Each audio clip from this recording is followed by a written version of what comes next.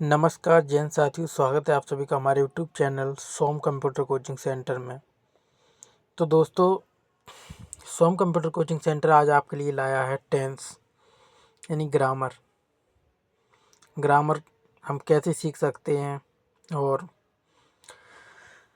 Grammar सीखने से पहले मुझे किन किन चीज़ों का बेसिक ज्ञान होना चाहिए। तो आप लोग जुड़ जाइए और मैं आपको दिखाऊंगा पूरा ग्रामर किस प्रकार आप सीख सकते हैं।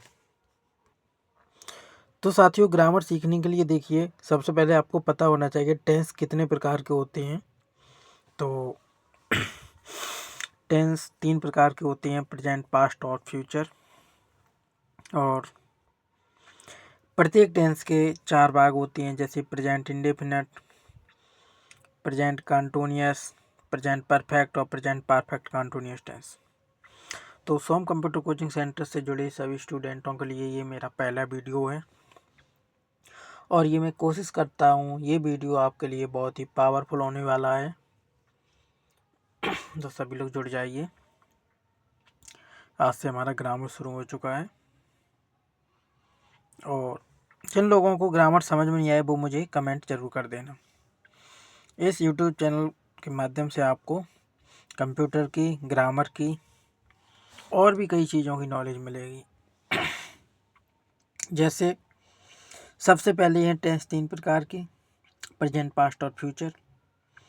तो मैं बात करता हूँ प्रेजेंट टेंस के बारे में। तो प्रेजेंट टेंस में सबसे पहले है सिंपल। प्रेजेंट इंडेफिनिट का पुराना नाम है सिंपल सेंटेंस और इसमें आपको मिलेगा पहचान। जिन वाक्यों के अंत में ता है, ती है, ते है, ऐसे शब्द अगर आपको दिखते हैं तो आप बता देना कि ये प्रेजेंट इंडेफिनिट टेंस होते हैं। प्रेजेंट इंडेफिनिट की पहचान है जिन वाक्यों के अंत में ता है, ती है। अब देखिए अफर्मेटिव सेंटेंस कैसे बनाया जा सकता है। तो अफर्मेटिव सेंटेंस बनाने के लिए मैं 2 नियम आपको बताऊंगा और उन 2 नियम को आपको फॉलो करना है। सबसे पहले आपको सिंगुलर और प्लूरल की नॉलेज होनी चाहिए। तो मैं आपको बताता हूँ, जो एक वचन चीज़ होती है वो हमेशा सिंगुलर ही होती है। ही, सी, इट ये सिंगुलर के अंतर्गत आते हैं। आई, वी, यू, दे ये प्लूरल के अंतर्गत आते हैं।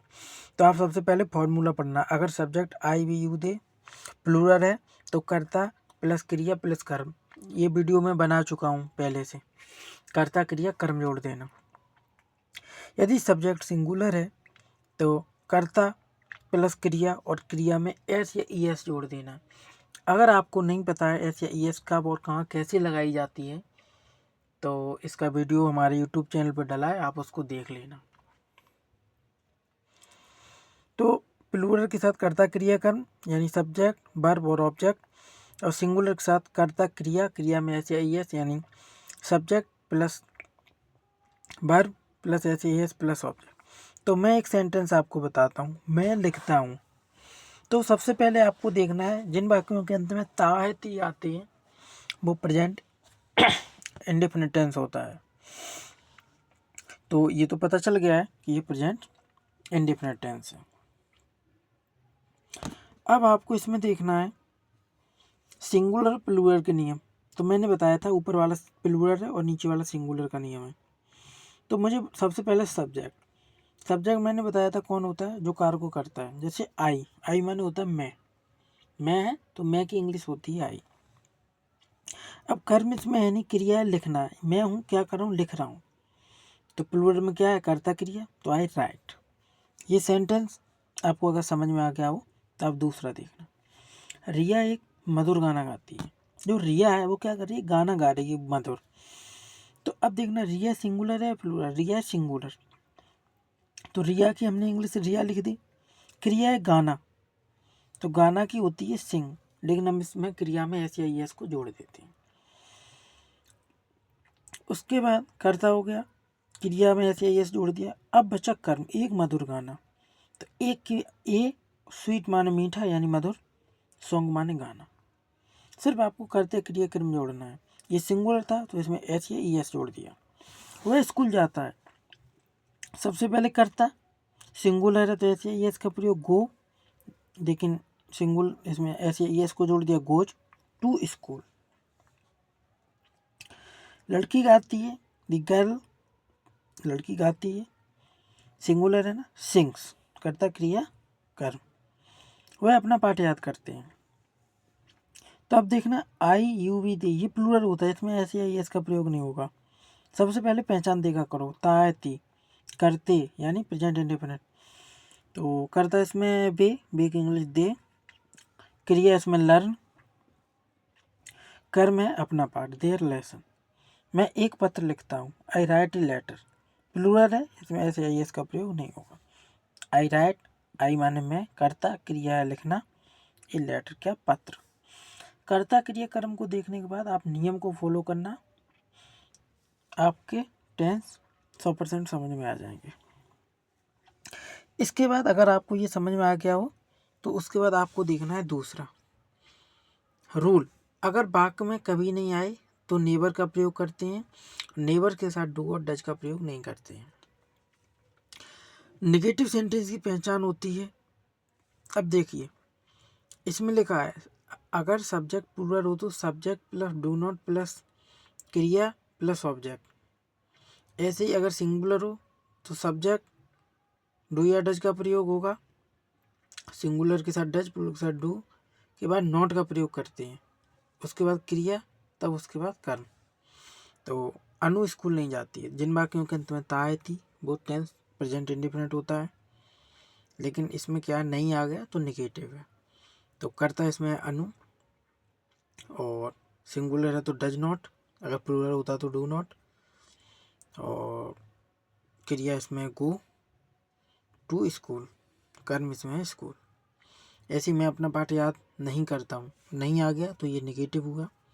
तो सिंगुलर के साथ डज और प्लूरल के साथ डू नॉट का प्रयोग होता है। I do not learn my lesson, way cricket नहीं खेलते हैं, तायती आ रहा प्रेजेंट इंडेफिनिट है, और आई भी यू दे प्लूरल थी ना, तो करता दे, फिर साय क्रिया डू नॉट प्ले क्रिकेट। ऐसे ही मैं धूम्रपान नहीं करता हूँ, तो इसमें डू और डज का प्रयोग देखा करो, सिंगुलर के साथ डज और प्लूरल के साथ डू, और करता क्रिया कर्म देखा करो। इसके बाद है ये सेंटेंस तुम्हारे समझ में आ गए होंगे नेगेटिव। नेगेटिव के बाद मैं आपको बताऊंगा इंट्रोगेटिव सेंटेंस।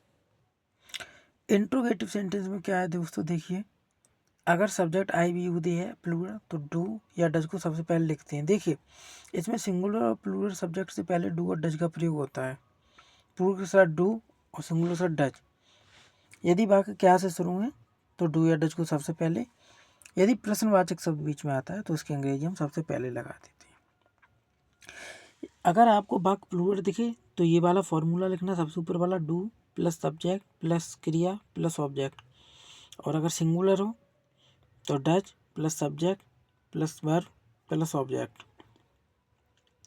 इसके बाद यदि कोई नेगेटिव आता है तो सब्जेक्ट के बाद नॉट का प्रयोग करते हैं।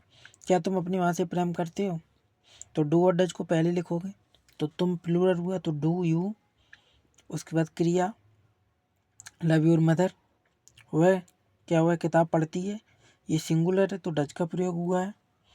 और